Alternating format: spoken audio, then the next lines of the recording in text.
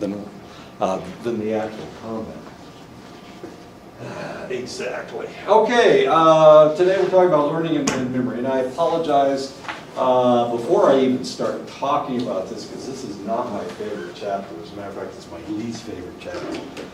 This is one of the reasons why, if you've noticed a little bit of tension between Sarah and I, she's a cognitive psychologist, and this is her field of expertise, and I'm not. And so this part of psychology kind of just, I'm just a little bit off with this stuff. But that's okay, that's all right. I have to teach it anyway. She loves this stuff, and I find it boring as hell. Okay, I can say that. So, anyway, of course, she's a cognitive psychologist, so this is her field. It's not mine. There's a reason why we remember things. And it's so that we can learn to survive in society. And if we didn't remember things, if we weren't able to get along with each other, because we can't remember how to interact with one another, we're going to have the same problem as the grunts and the rest of them, or the medics and everybody else. Sure, we'll just let you keep the clap. That's okay. You can have it. Yeah. And you can make as much fun of us as you want. Of course, we'll hear your clap anyway. Our memory is the culmination of our ability to learn about life and life circumstances, and of course that's what we're trying to do. We're trying to accumulate information so that we can survive in the future. It's our memory that allows us to act appropriately in situations. And of course, right now we've got all kinds of horrible stuff taking place. They're attacking Al Franken for grabbing a lady's butt. They took a picture of him squeezing a woman's breasts, and evidently he stuck his tongue down her throat earlier in the day. Acting appropriately. Of course, we got Robert Moore in Alabama. He's running for senator, and evidently he would troll for 14-year-old girls. As a 30-year-old, he's trolling for 14-year-old girls at the mall. Appropriate behavior. So what's appropriate? Now, one of the things that they haven't talked about is that was this appropriate behavior as far as they were concerned. Al Franken, of course, was a comedian. He was an actor. He was in the arts. So is that appropriate behavior for somebody in the arts? And the answer is, well, no, not really. Well, it's easy to say right now, but I mean, this was 10 years ago. What was I watching? I was watching something on the internet. And a lady was walking around in a jog bra and short shorts. And I was thinking, geez. And she was showing off her abs is what she was doing. But I mean, the whole idea was, do you really dress like that and then expect men not to notice? It was really kind of interesting. So appropriate behavior, it seems to all of a sudden it seems to be shifting. And of course nobody is going to say that it's appropriate to molest somebody, but at the same time, we need to talk about what was appropriate and what isn't appropriate anymore. Authoritarianism, of course, there was more authoritarianism in the past. So I'm doing this very poorly, but what I'm trying to talk about, what I'm trying to discuss is what is appropriate and what is appropriate at select times. Once upon a time in the United States, there was slavery. At that time, it was appropriate, but of course now it's the most god-awful thing we can possibly imagine. Nazism took over Europe. Back in the 30s and 40s, fascism took over Europe. It started in 1923 with Mussolini, and it was an idea, it was an appropriate idea of the time. Now, of course, fascism is considered highly inappropriate. So things change over time. I guess that's the point I'm trying to make. Things do change over time. If we kill someone or drive on the left side of the road, if we drive on the left side of the road in the United States, that's not right. If we drive on the left side of the road in England, that's okay. If we drive on the left side of the road in Japan, that's okay, because in Japan, they drive on the left side of the road. Is it ever appropriate to kill somebody? Never? Yeah, sometimes. Sometimes. It's okay if we kill somebody. Sure. Yeah. Well, we've both been in that situation where it was appropriate to kill somebody. But of course, if you're in civilization and not in warfare, not in war, then no, it's not appropriate to kill somebody. I was over in Egypt back in 81, and they don't drive on the left side or the right side. They just drive wherever the hell they want to drive. So we were out in the desert, and these guys, we could see the dust cloud they were kicking up. And they were just, they were supply trucks. They were just heading off across the desert. There was no road or anything. They were just coming in. Turned out they were chewing khat. Khat is a drug. It's a narcotic. And these guys were chewing it. And they, of course, every time, if you saw the supply trucks coming in, and they were Egyptian drivers, and they were chewing khat, you never knew what they were going to do. And sometimes they just come blowing right through camp. And of course, your camp was not very much permanent in your camp. Anyway, you'd have to get out of the way. You'd have to figure out where the hell they were going. Because sometimes they just missed the camp, even though they were supposed to stop and drop off supplies. As interesting as that is. Okay, our memory dictates our behavior. Our memory tells us what to do. Oddly, psychologists and medical doctors have been able to trace and map the memory process using individuals who have damaged select areas of their brain due to tumors, lesions, or trauma. I told you that I worked with an individual who had a brain tumor, and they melted his brain tumor with radiation. But while they were melting the brain tumor, they also melted his hypothalamus. So he didn't have a hypothalamus. And they had to give him medications to take care of all of those things. Figuring out what they needed to give him was a bit of a trick. This happened when he was 15 years old. So he was right in the middle of puberty. Eventually, of course, they had to give him steroids. And the guy bulked up like crazy, and he was huge. Anyway, he had a lesion. He had a tumor in his hypothalamus, and they melted it. And they melted the rest of his brain right in the center of his brain as well. These insults to the brain caused lapses of memory that looked at in toto, construct a memory map to the process, and of course that's what we're looking for. We're trying to determine what parts of the brain control what they control. Skill learning to perform a task that requires motor coordination. That's one type of learning. Priming, exposure to a stimulus facilitates subsequent responses to the same or similar stimulus. And conditioning, an individual comes to associate two stimuli or a stimulus and a response. And that is what conditioning is.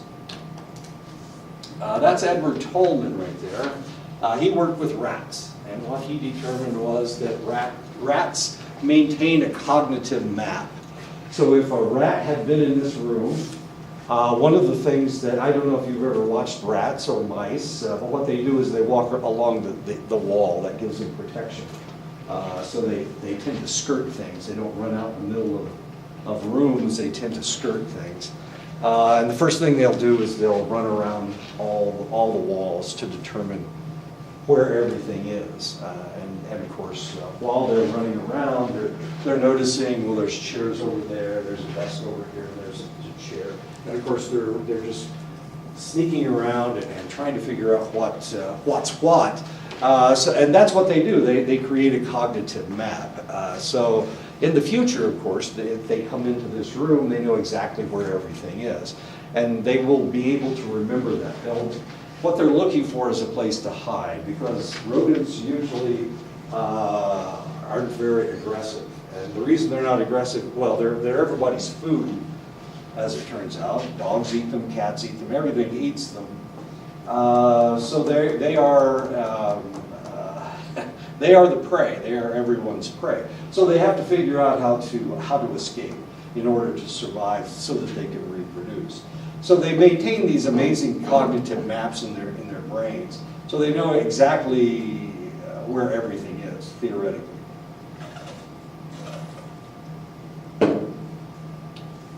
Tolman was also able to prove that rats had knowledge that, unless tested, could not be discounted. So you never know what a rat knows, or a mouse. What was it, last week, or week before last, there was a mouse in Sarah's office, and it came running out. I know. It came running out, and it skirted around some objects in the conference room, and then it ran out into the middle of the room, which was kind of curious. So of course they're yelling at me to come and kill it. I try not to kill anything, and I really don't like mice. Okay. Anyway, so I came out of my office and I was looking in there, and there was the mouse just kind of sitting there, right in the middle of the walkway, and I said, well, if I get close to it, what's going to happen is it's going to run away. And so Christine was sitting there. Christine's kind of mean. I don't know if you ever noticed that. But she grabbed the wastebasket, and she tried to put it on top, and of course it took off. Which I knew it was going to take off. Of course it's going to take off. It's trying to survive. It doesn't want to. It's not trying to commit suicide. But the reality was that mouse knew all about that room, and it knew because of what it was hearing and what it was seeing, that it was safe just sitting there until somebody picked something up and it got too close to it with it, and then it took off.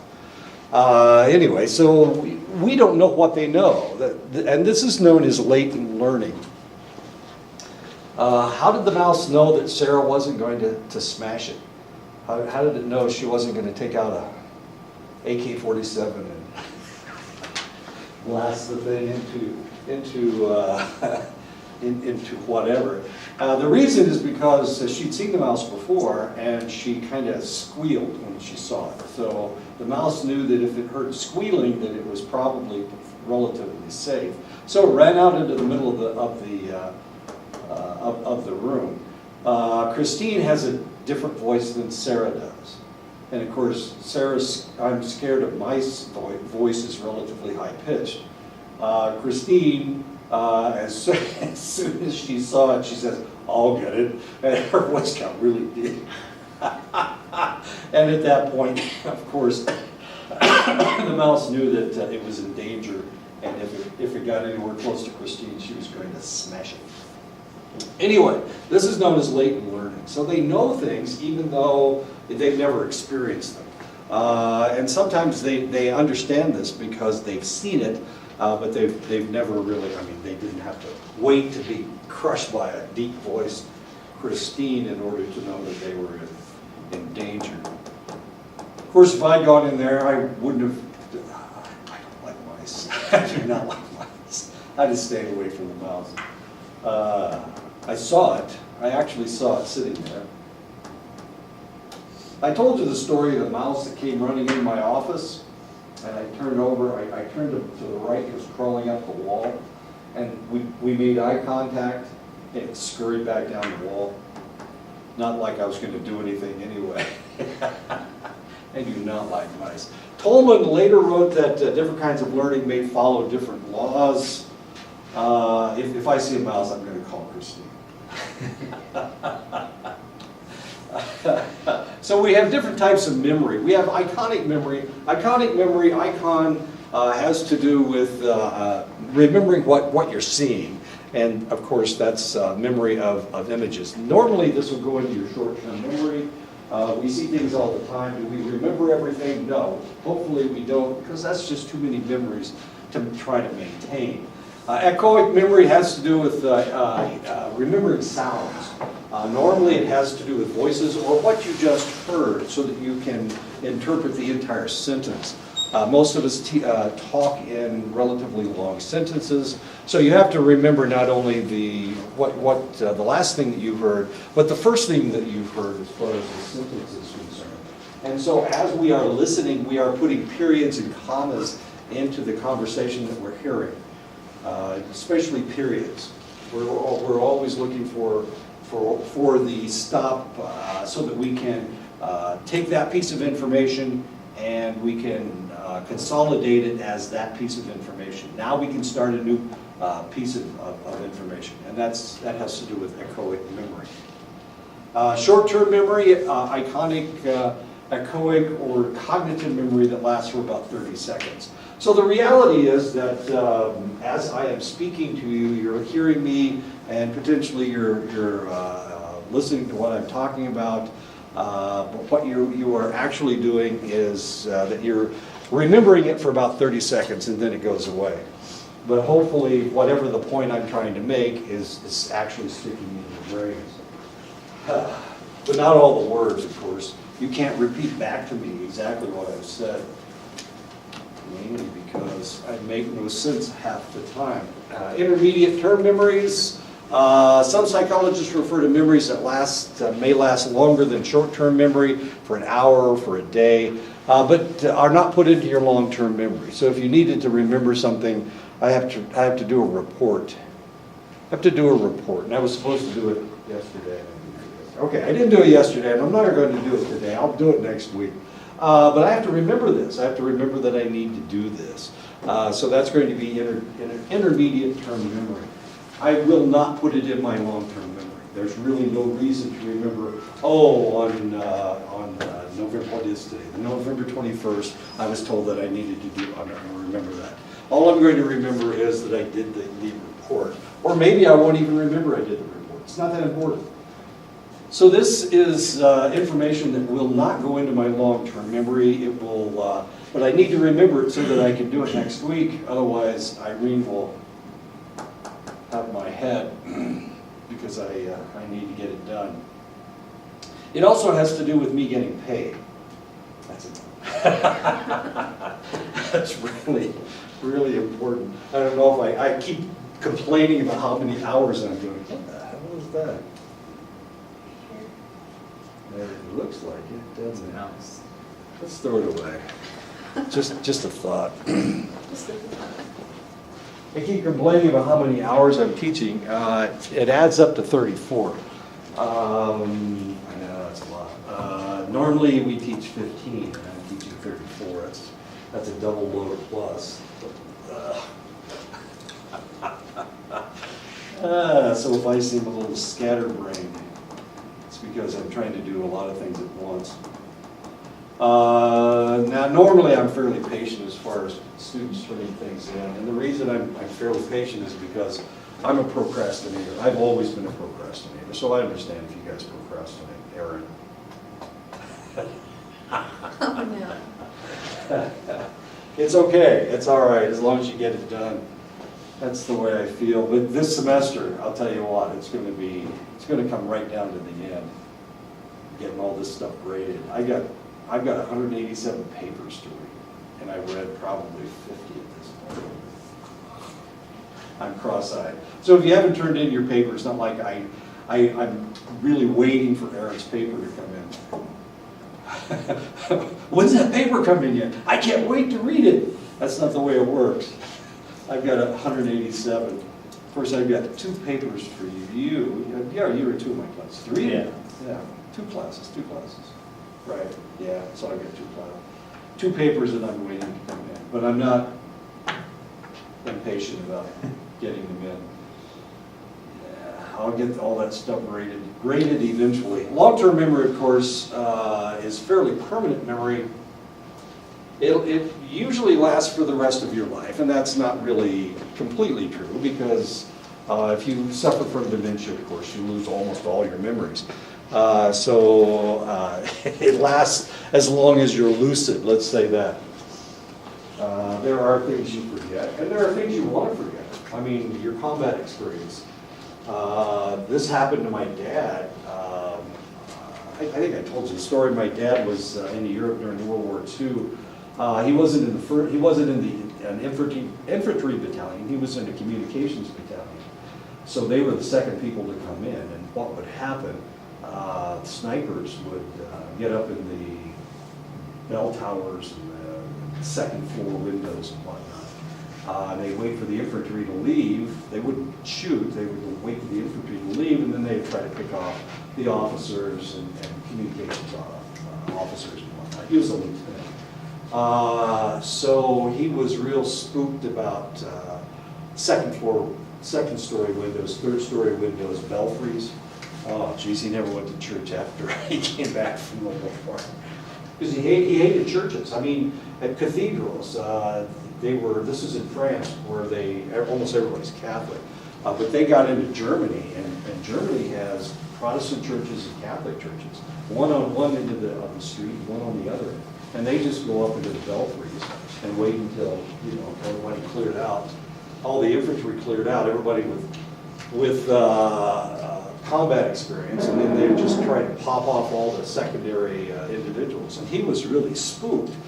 But, so when I was young, I'm fairly old, but when I was young, he wouldn't talk about it at all. And then when I was headed to Germany, I heard the whole story. I got the whole story, which kind of spooked me a little bit, if you could imagine. I was afraid of churches in Germany too. Anyway, but in time, of course, he would laugh about this stuff.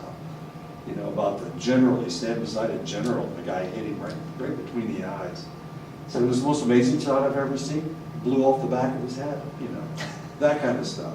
Well, when you're thinking about it, yeah, it's pretty traumatic, but in time, all that stuff kind of dissipates. It really does. And you start laughing about it. And so that's what happened to him. He started laughing about it. He forgot about all the god-awful stuff, and all he remembered was the funny stuff.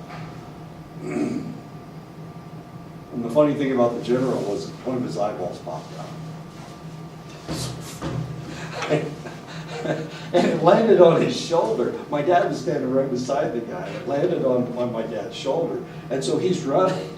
He's running, trying, taking cover. And here's this eye looking at him from his shoulder. I know it sounds horrible. And it was at the time, but... That's sick humor that we're talking this about. Yeah, this is humor. Okay, yeah. Anyway. But one thing that I feel that about memory is that I'm doing a paper on veterans and stuff. I'm just interviewing my friends. You have friends? Yeah. No, but the thing that I see is that guys really miss the camaraderie part. Exactly. And that's the part, but they can't forget what they've been through and stuff, or what they. For me, I feel that when I had to get through it was I had to forget everything. So when people ask me about it, I really don't I don't talk about it much. Right. I don't really. Exactly. There's no need to talk about it. Sure. People who haven't experienced it. Right. I mean, speaking on just this between you, Right. making some people uncomfortable. But the thing about that though is the camaraderie part of it is what they miss the most. Oh, but sure. They can't seem to forget also what also came along with that. Just hanging out, going to DC just this past week, I ran into a good friend of mine, and he didn't, he was kind of struggling with himself, and, and some of the guys that I don't really keep in contact with anymore, that he's still good friends with, are really struggling with that. They don't really talk about it with anyone except people who have been through it. Right. The thing about that, I told him, my experience was I just try to forget everything that came with it. So people ask me, oh yeah, I mean, there are tunes, and they're not triggers, but they're things that words that come up Kapiolani. Take that for example. There was this college I was over there, Kapiolani College, and that one word brought everything back as far as with Hawaii and the experiences. Exactly. And now you've got a avalanche of memories that come back. So I don't know, but yeah, I kind of give them my 2 cents on that. We're trying to forget it. We're trying to. I'm not going to tell them, hey, I went through I went about the Navajo way of doing this thing. I was trying to healing myself, trying to heal myself. But the thing is that you can't forget it all. You can't, but. And a lot of it you don't want to forget. Yeah. The danger you want to forget. The fear is actually what you want to forget. Yeah, but just the description of like what they were talking about, what he was talking about was, you know, something that I experienced too myself, but the thing like, you know, I told him like, you have to feel all the emotions that come with it in order to understand like where you're coming from, instead of trying to numb it with, you know, with weed. That's the thing he turns to is weed, you know, he smokes, he drinks. I mean, more than likely, I mean, everything he smokes or anything else, you know, but I'm telling him like, you know, you're gonna forget everything else that came along with it within your life. So I don't know, it's just speaking on that in terms of memory, just it brought up just something that I talked to my friends about in the DC when I was out there, so. Yeah. Tough experiences. Yeah. Yeah. It really is. But, of course, you don't want to forget everything, because a lot of that has to do with your, a really close relationship with people. As a medic, of course, I wasn't close to anybody. Nobody wanted to be close to me. Well, there's a couple of reasons why you did what we did.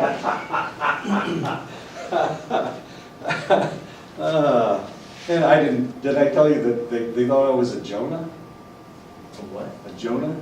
Jonah. Yeah, Jonah was the guy that every time he got into a boat, it sank or something. Oh, yeah.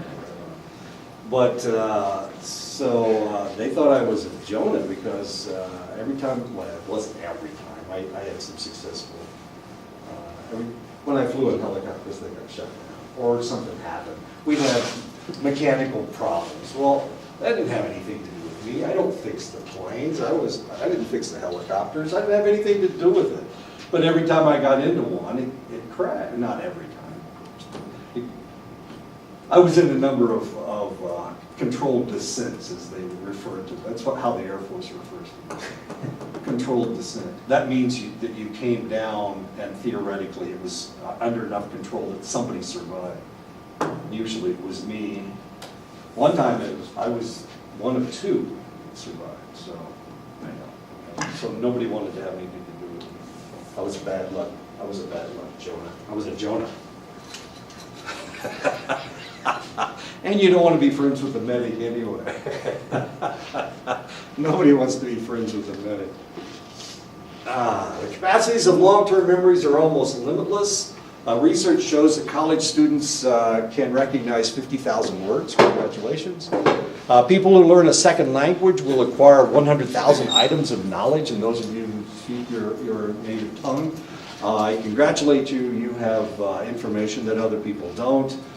You have little pieces of information that nobody else has, and this increases the amount of information in your long-term memory. Memory trace is the path that memories are placed in the long-term memory. So when you start remembering things, as Aaron was just saying, he could just remember a word and he got an avalanche of thought. Well, that's because he has created a memory trace with that word. And as soon as you say that word, all of a sudden all this other cascade of information comes out because it's part of the memory trace. Now, what happened, as I was telling you about my father and this whole thing about snipers and belfries and whatnot, what he forgot, or what happened was, he would get a cascade as well. So he tried not to talk about snipers, he tried not to be around second-story windows, all of these things.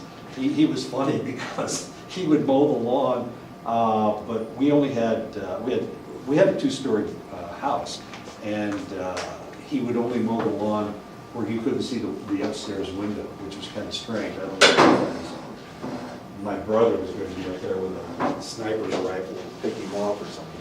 But he would have us mow the front yard and the backyard, and he mowed everything else. And he mowed most of the yard, except he wouldn't get in front of those windows, as odd as that was. Anyway, so that was my dad and his memory trace of snipers and second-story windows. The more severe the damage, he had a job, he was a banker, and he had a job downtown. As soon as he could move out of downtown, he did. And he moved where there were only one-story buildings, and he had to take a pay cut in order to do that, but he did it because he was spooked every day when he went into work. So kind of an interesting fellow. The more severe the damage to the medial temporal lobe, the more impaired the ability to establish new memories. People with work with people with hippocampal damage shows that the hippocampus is probably the final location of memory formation. It's not where your memory is stored, but it is where your memory, it is the last stage before it is stored someplace in your brain. We know that by tracing a memory. We can trace a memory, and this is the last place that it goes, is the hippocampus. And from the hippocampus, it goes into your long-term memory. What is the neurotransmitter that transports these thoughts, that creates these connections? It's acetylcholine. So acetylcholine is extremely important. I don't know why we don't mention that in this chapter, acetylcholine. Well, it is the neurotransmitter that creates the connections, that creates the long-term memory. Okay. These individuals can still support some degree of cortex memory formation despite the fact that they've had damage to the hippocampus. There is still some memory formation that takes place. Not as much as before, of course. One system includes the hippocampus. There are 3 neural memory systems. One includes the hippocampus. This system requires information about relationships among stimuli and events, and this is known as declarative memories. So it creates connections between one thing and another. So your hippocampus is actually tying new memories to old memories. So it's making that connection. As curious as that is. Okay, that's one memory system. There is a system that includes the dorsal striatum. Where's the dorsal striatum? Oh, there it is. This is the dorsal striatum right here. This is the hippocampus, and that's the dorsal striatum. This system mediates the formation of reinforced stimulus response associations. This creates your habits, your non-declarative memories. So if you're OCD, you have created all of these habits, these rituals that you have. Well, that takes place in the striatum, as curious as that is. So we have the hippocampus that makes connections between old memories and new memories. We have the striatum that is repetitive memory, things that you will do over and over and over again, habits that you have created. In the morning I get up, I feed the animals, I floss my teeth, I brush my teeth, I shave. What happens next? And then I take a shower. Every morning it's the same sequence. If I ever get out of that sequence, sometimes I forget to do things. I get dressed, and the last thing I do is put on my belt. Well, if I get out of sequence, sometimes I forget to put my belt on. As stupid as that sounds, my pants are tight enough that I don't have to worry about them falling down without a belt. But if I get out of sequence, I'll forget to put on a belt. Sometimes I forget to shave in the morning, which isn't that big a deal. My beard's not that heavy. However, I can feel it. I can feel it. You can't see it, but I can feel it. It gets kind of irritating.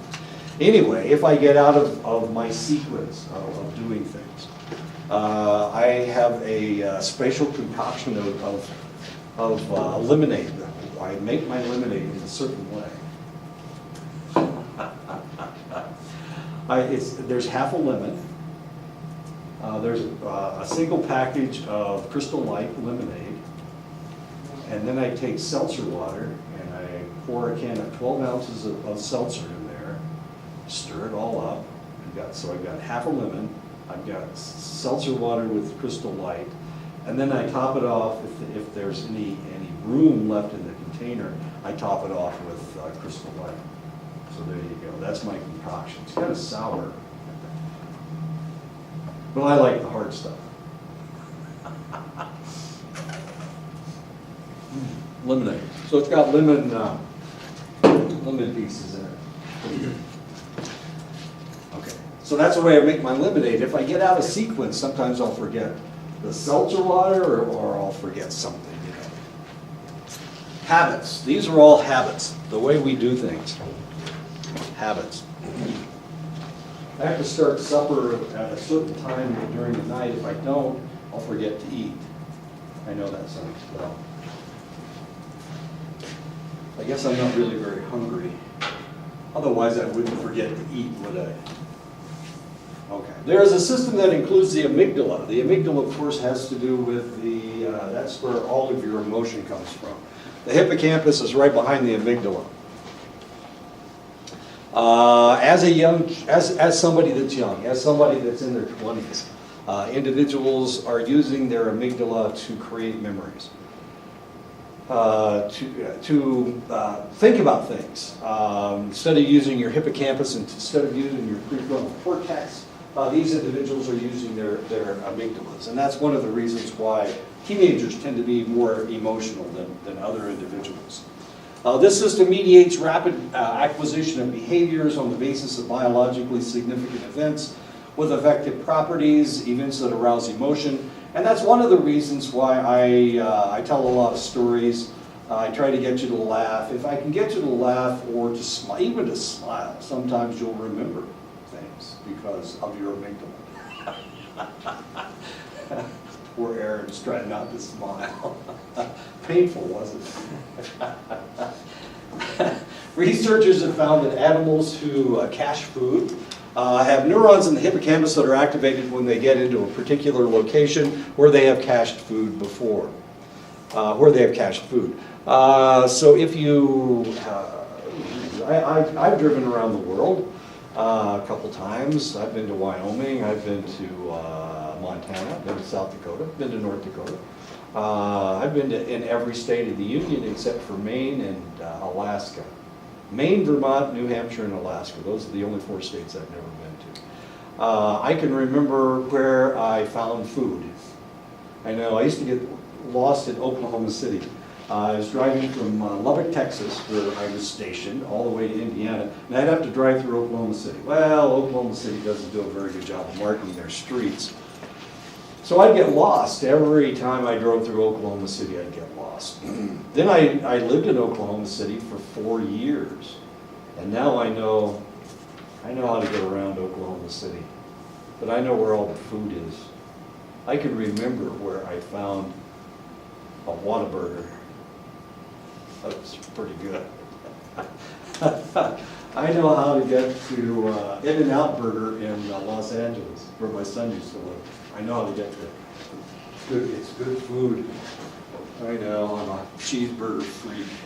Anyway, so these animals have the same capability. I remember how to get through Oklahoma City now, even though I got lost every time I drove through there. I lived in Omaha for 8 years. 8 years in Omaha, so I know where all the food is in Omaha.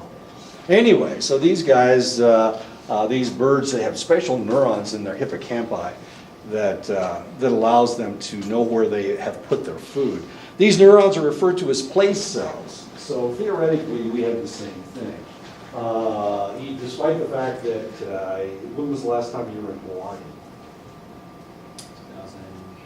2008.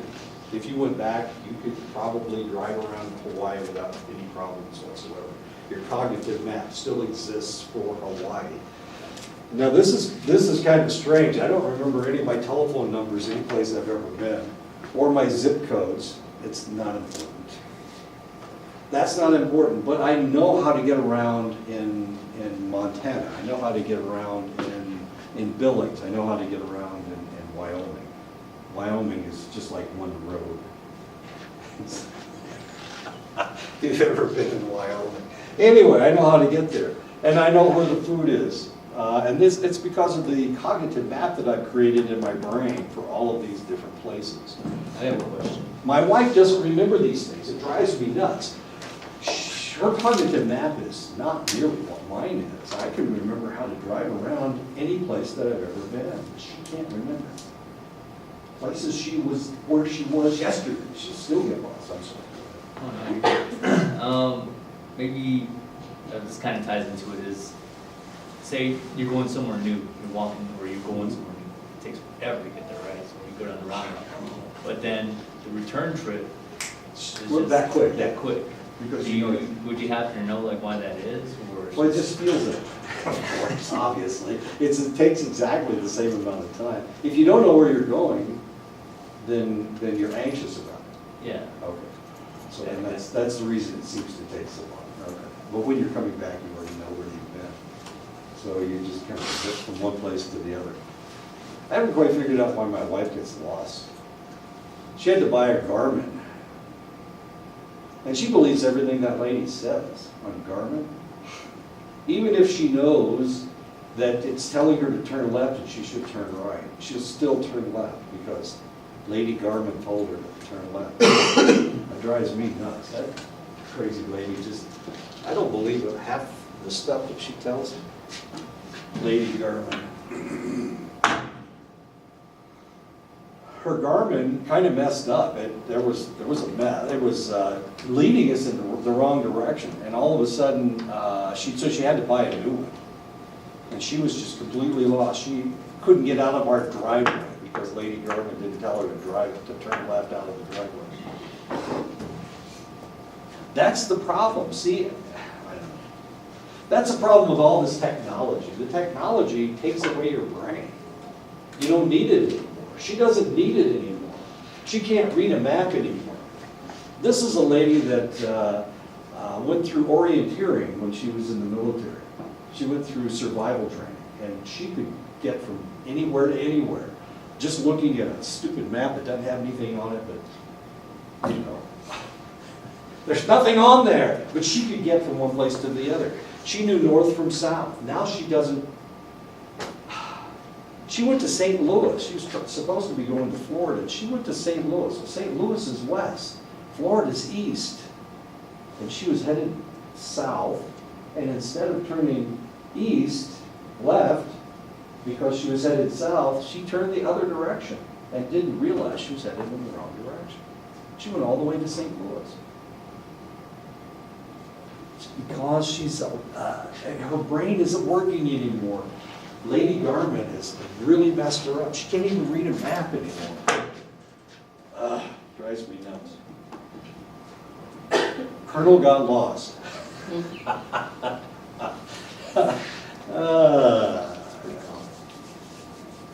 This is a lady that used to change her own oil. She was a carpenter, and now she can't replace a battery. She doesn't know how to replace a battery. All of a sudden, she's lost all this. You're going to have to come home and change the battery. Okay. That's why I have to go home for Thanksgiving. I have to change the battery in the truck.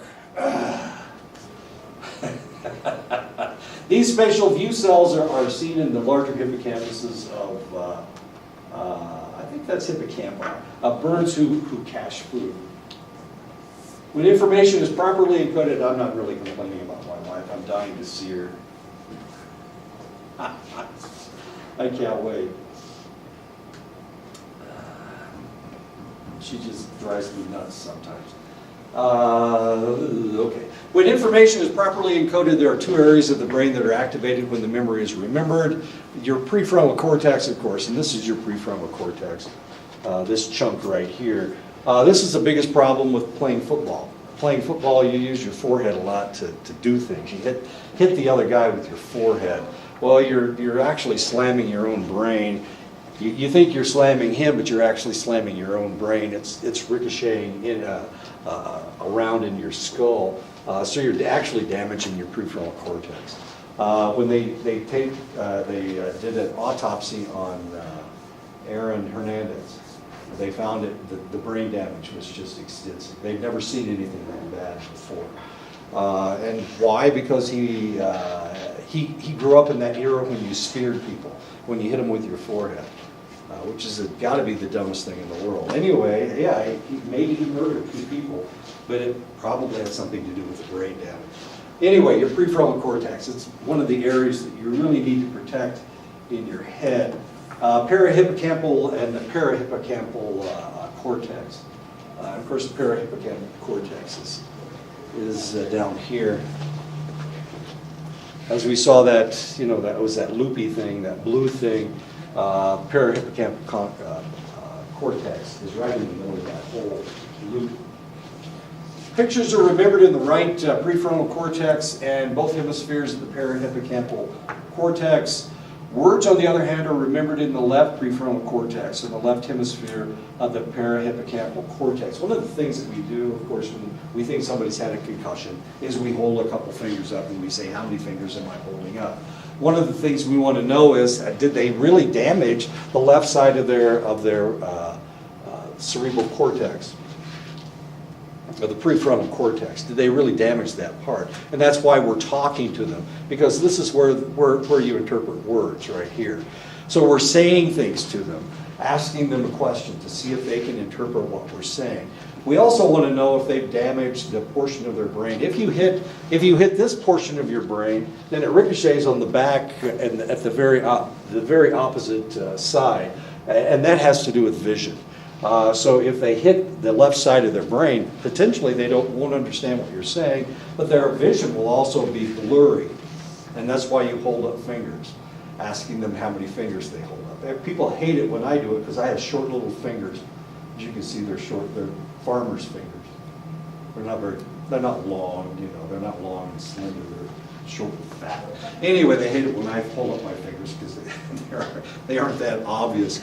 But that's one of the reasons why we do it. We're trying to find out if they have a concussion, and if they can see, and if they can hear, and if they understand words.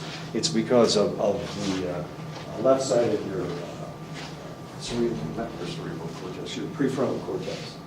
That's what we're trying to do. We're trying to determine if you can understand words and your vision is not blurry. The hippocampal system is not a repository of long-term memory. Permanent storage is thought to occur in regions of the neocortex where the information is first processed and held in short-term memory. This information is further processed in the medial temporal region. But this area is not the location of long-term memory either, merely an area of consolidation. So what are we talking about? Well, your temporal region is right above your ear, and it's inside. So that's potentially that area of the brain is really very difficult to get to. So even if you have a concussion, even if your head is slammed all over the place, you're not going to lose the capability of remembering things because that portion of your brain is fairly protected. Imaging research has verified two regions of the brain used in establishing declarative memory: the medial temporal lobe and the diencephalic system. Imaging of the brain shows activation in both encoding of new material and retrieval in these areas of the brain. Diencephalon is right in the middle of your brain. It's the core of your brain, the diencephalon. No idea what those pictures are there. Wait, I got more pictures than I can't explain them either. Oh, not yet. Encoding takes place in the rostral regions of the hippocampal area. Retrieval episodic memories are located primarily in the caudal portions of the hippocampus. Okay, so, there's a reason why these are important areas, and I'm only telling you this because if you've ever been around somebody with Alzheimer's disease or dementia, you can tell what areas are affected in their brains by what kind of memories they can retrieve and what kinds they can't retrieve. So this is really important to a neurologist. As a matter of fact, we have a neurologist. We just hired a neurologist to teach psychology classes. She's going to be teaching next semester. I don't think she's teaching this class. I can't remember what she is teaching. Anyway, she knows all this stuff. And she'll tell you this is why it's so important to understand where various memories are retrieved, because if somebody has dementia or somebody has Alzheimer's disease, from the types of memories that they can recall, you know which areas are affected and which aren't affected.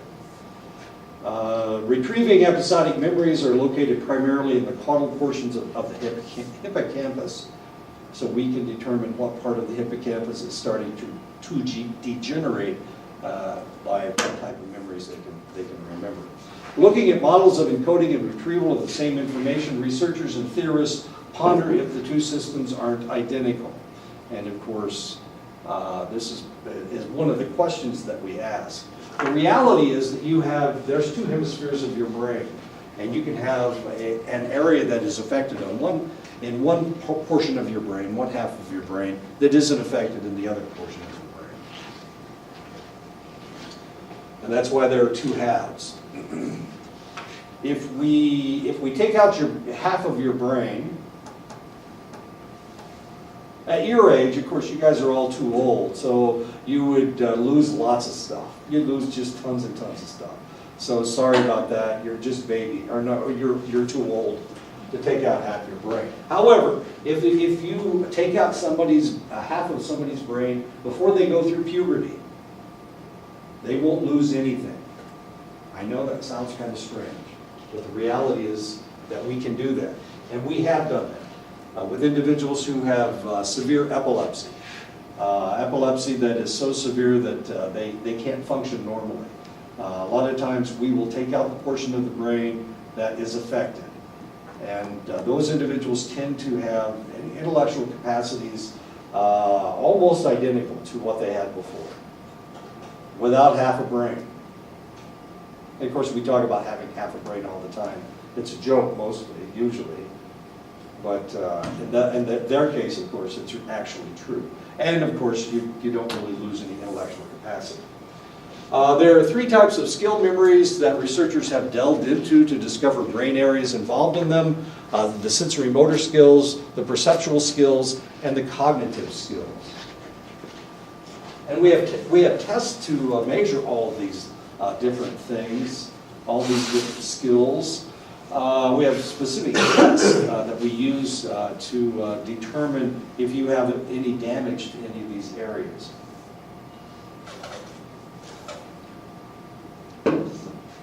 Imaging of people performing skills from memory show that there are three areas activated in the process. Your basal ganglia, your cerebellum, and your motor neocortex. So if we're trying to remember, if we're trying to remember how to shoot a jump shot in basketball, of course we practice and we practice and we practice and we get muscle memory. Well, where does the muscle memory come from? Why do we have muscle memory? Do your muscles really remember things? And the answer is, well, you condition them to do what they do. But of course, in order for you to do it, this takes your brain, and in order for your brain to tell your muscles what to do, it is the basal ganglia that's doing it, it's the cerebellum, and it's also the motor neocortex. Motor neocortex is right here, right in the middle of your brain. That's where that is. The cerebellum, of course, is in the very back, and the basal ganglia is that area that has to do with the hippocampus, the amygdala, and whatnot. All of that is your basal ganglia. So that's where muscle memory comes from. So those individuals that are great football players or great basketball players or great soccer players, I don't know if you've ever tried to play soccer. It's not the easiest game in the world. Anybody can play it because you don't do anything with your hands. You're mostly just kicking the ball. But people that are really good at soccer, a lot of muscle memory has to take place in order for them to be able to dribble the ball with their feet. Anyway, this is how muscle memory is created in these three areas. Amnesia is severe memory impairment, but amnesia is rarely complete. Normally, if you can remember some things.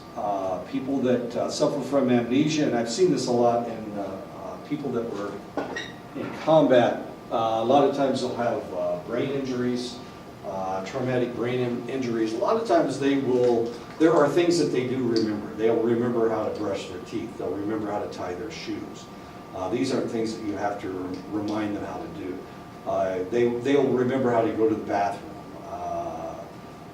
They'll remember, all of these things, all of these things that they will remember. They just can't remember who their third grade teacher is. They can't remember where they were on July 31st of 2012. They can't remember those kinds of things, but they can remember how to do things. Retrograde amnesia is amnesia that goes back in time from an incident, so you can't remember from before. There are parts of the past that you have lost, and this is relatively common, retrograde amnesia. An individual won't remember the 10 days before their accident, or they won't remember the month before. Sometimes it's years, but retrograde amnesia, of course, is relatively common for people who have damaged their brains in one way or another. Anterograde amnesia is a little bit different. Anterograde amnesia means that you can't create new memories.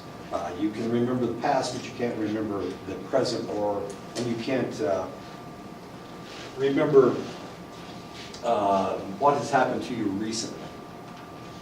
So you can't establish new memories. This is a case study. This is an individual by the name of HM. When he was 16 years old, he developed seizures. By age 27, the seizures were so bad that he had to quit work. Medication could no longer control his problem. A neurosurgeon determined that both of his temporal lobes were involved. He excised most of the anterior temporal lobe, the amygdala, the hippocampus, and both hemispheres of his brain.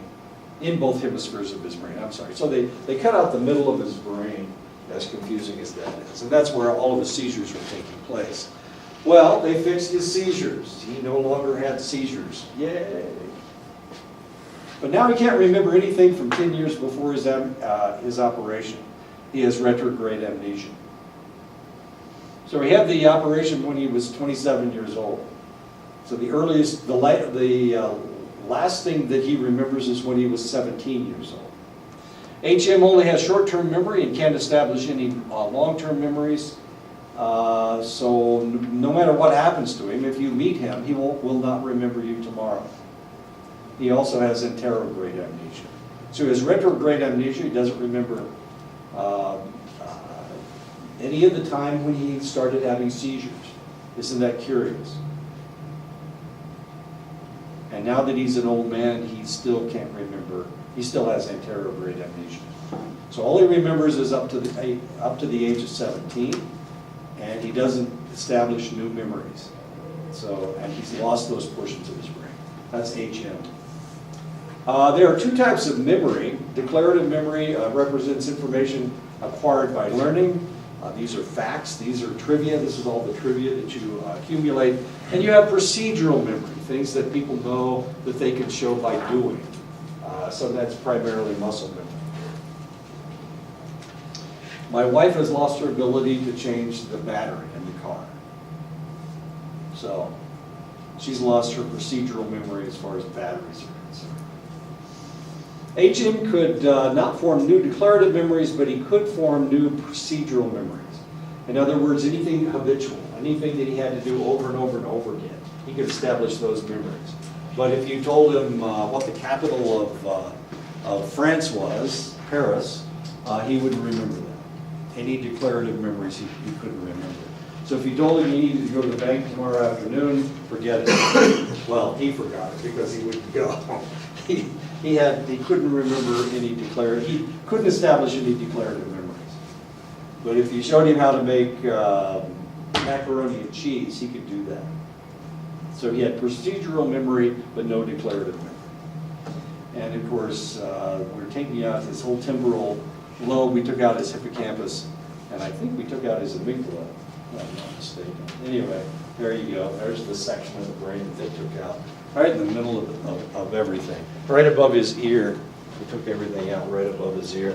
On both sides, because that's where his seizures were. And now, of course, he has problems with creating declarative memory. After HM's case became widely known, cases of similar results came to the attention of the medical community. We had never done this type of surgery before. Excising chunks of people's brains, it's not something that anybody had done before. But in this case, it was the only way to save his life. So in order to save his life, we took out that chunk of brain. And now he's alive, but now he has problems creating select memories.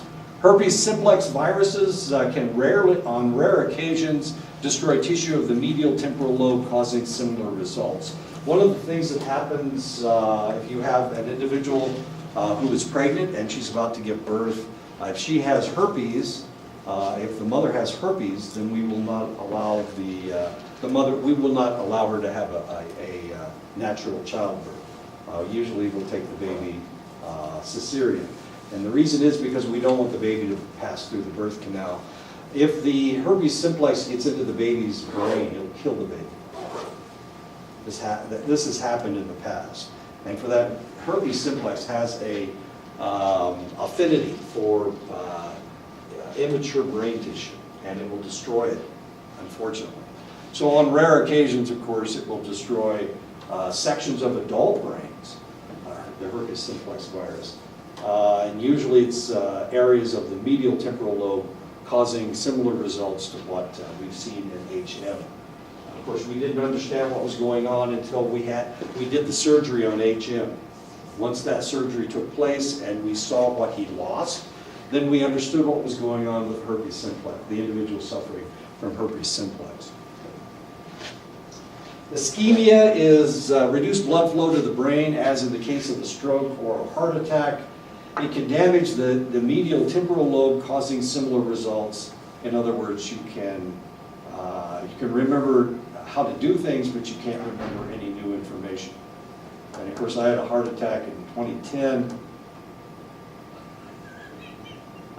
So the question is, did I have any brain damage from the heart attack? And the answer is no, I didn't have any brain damage. I also didn't have any heart damage, as fascinating as that is to the doctors. He keeps saying, well, you had a heart attack. You had a major heart attack. There should be damage in there. Well, I didn't see anything. Okay, isn't that good? No, because he doesn't understand it. He wants me to have damage to my heart, bastard. Doctors are so mean. Encephalitis, inflammation of the brain, will also cause similar results where that area of the brain, the medial temporal lobe, is damaged. And of course, in those cases, you would have retrograde amnesia to some extent, and you potentially would have anterograde amnesia. NA was messing around with a miniature foil. It's a relatively short sword. It's not very sharp. Well, it is sharp actually, but it's really it's very flexible, relatively flexible.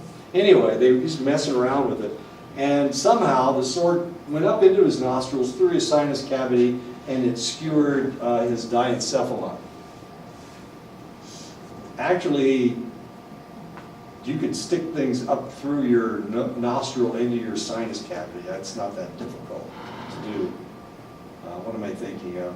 We used to clean people's sinuses out by, well, you can do that. You can take water, and if you tilt the head back and dump salt water, of course, you don't want to put water in there, it will really mess you up. But if you put salt water in there, you can clean out somebody's sinuses. We used to do that kind of stuff all the time.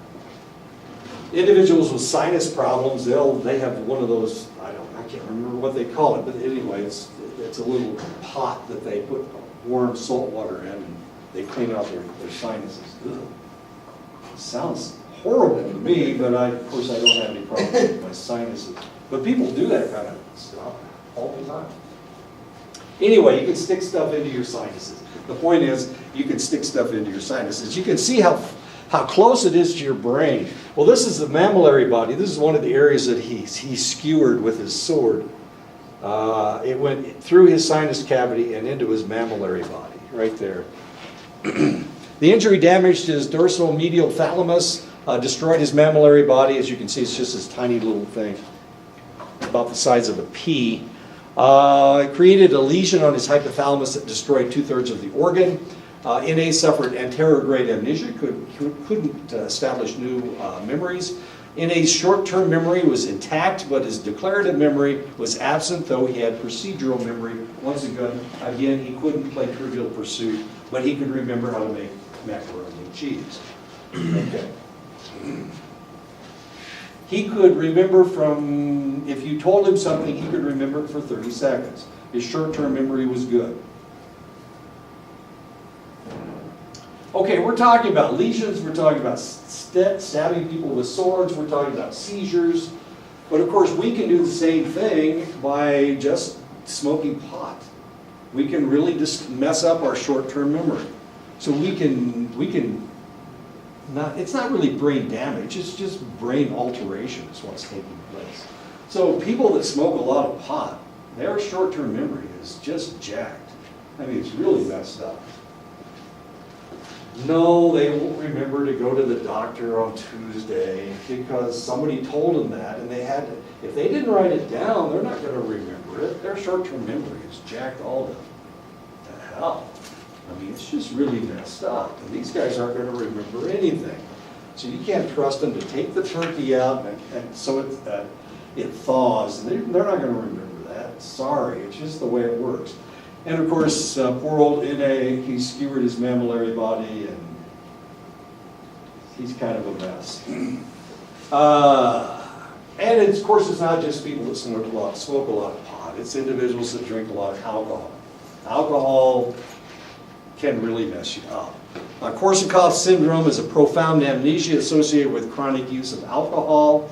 There is a deterioration in the diencephalon, the hippocampus, the amygdala, and some of the frontal cortex. The problem is that the liver is so busy processing alcohol that it doesn't have time to process vitamins. I know, I'm laughing, I shouldn't laugh. It's not that funny. They don't have time to process B1. Thiamine is really a complex vitamin, and it's difficult for the body to process this, especially if the liver is having to do something else, like the toxin alcohol. So if you put the toxin alcohol into your system, one of the things that will happen is that your tongue will get sore. What in the world's going on with your tongue? Well, your tongue's sore because you're not getting enough thiamine. So we know if an alcoholic is, and of course they drink a lot anyway, but if they have sores on their tongue, it's not really a sore on their tongue, their tongue gets raw. If they have a raw tongue, then potentially they're drinking so much that they don't have enough thiamine in their system. Now they can take all the pills in the world, it's not going to do them any good. They can take B complex vitamins by the handful, and it's just going to pass right through their system because they're not processing it in their liver.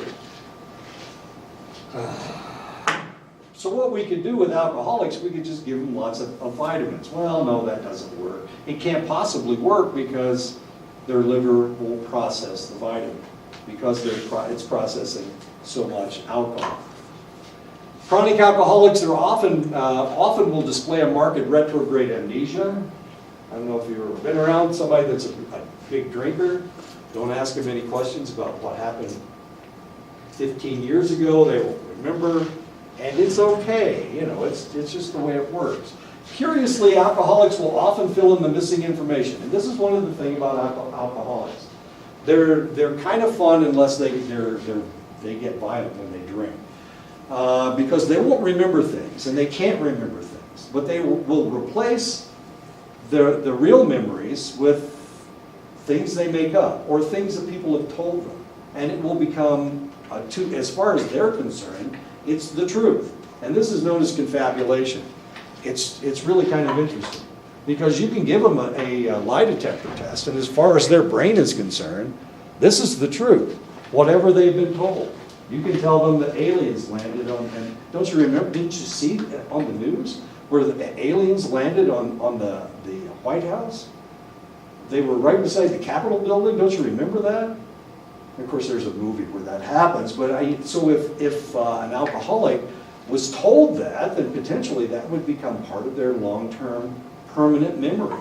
And it would be true as far as they were concerned. So you can't believe what they say, unfortunately, as sad as that is. So if they try to remember the past, and they tell you, oh, I remember, you know, you're having an argument with an alcoholic, and he says, yeah, but you had an affair with, you know, that whole circus full of people. Don't you remember that? And the answer is probably, no, of course that didn't happen, but you had a dream one time that you had sex with all the people at the circus. You know, And it's known as confabulation. It's a lot of fun. Anyway, or not. You can get into a lot of arguments with these people. They'll, they're, as far as their brain is concerned, this is the truth. Damn it. Yes. Bruce, I worked with a guy that used to drink a lot in his younger days, but now he's not. Yeah. But every time you could tell him, this is what's going to happen, and you would think he would remember, but he doesn't. No, that's the same thing.